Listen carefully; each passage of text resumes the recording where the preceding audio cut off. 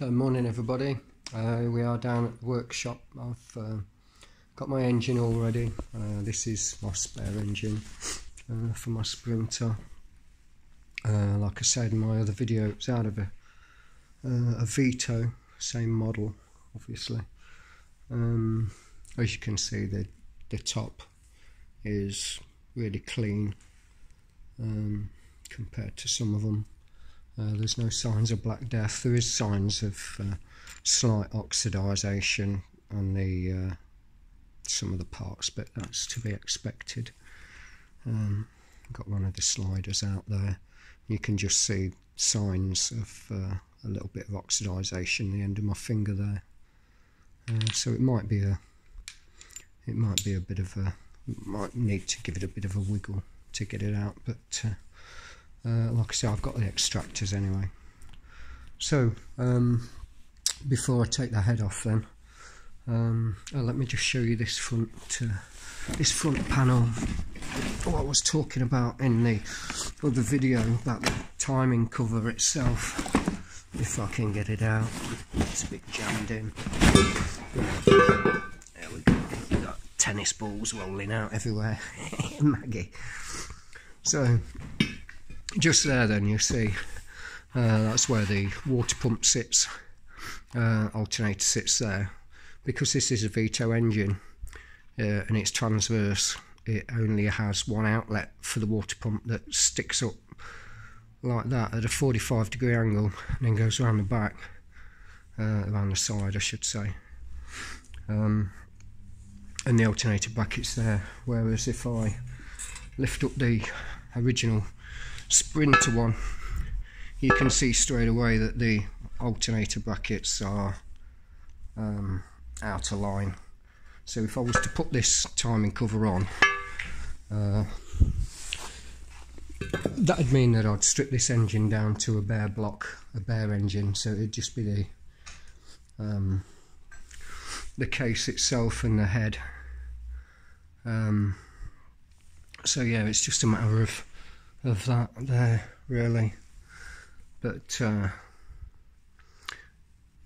I was going to do all that, and I was going to put it in as a nice new reconditioned engine, but if I've got to take the timing cover off, there's two little bolts that come down from the cylinder head there into that, which means I'd have to strip the top of the head out, all the injectors out, the cams have to come out, and the cam carrier and other things,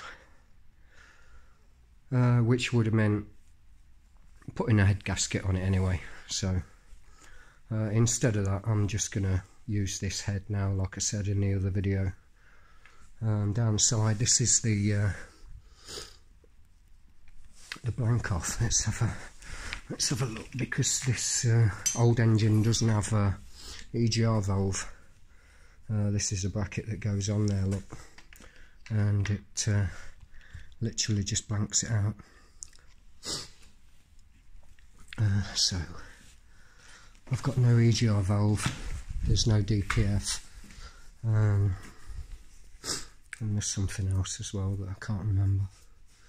But yeah, so today's challenge for me is to take the 4 injectors out and take this front top timing cover off, and then you can see the cams in there then, and there's 2 little dots where you line it up to that middle point on the harmonic balancer there.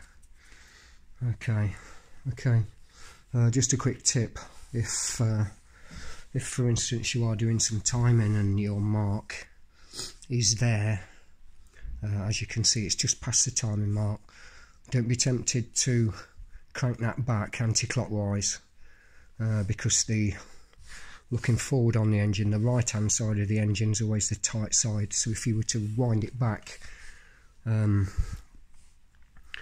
you are very risky of the chain just dropping off the bottom and working its way around a couple of notches, which obviously is going to smash your head up.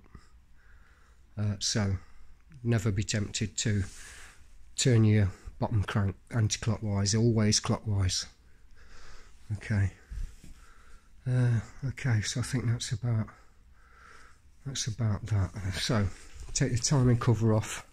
I'm going to turn this clockwise until we get to piston number 1. Wants to be at the top.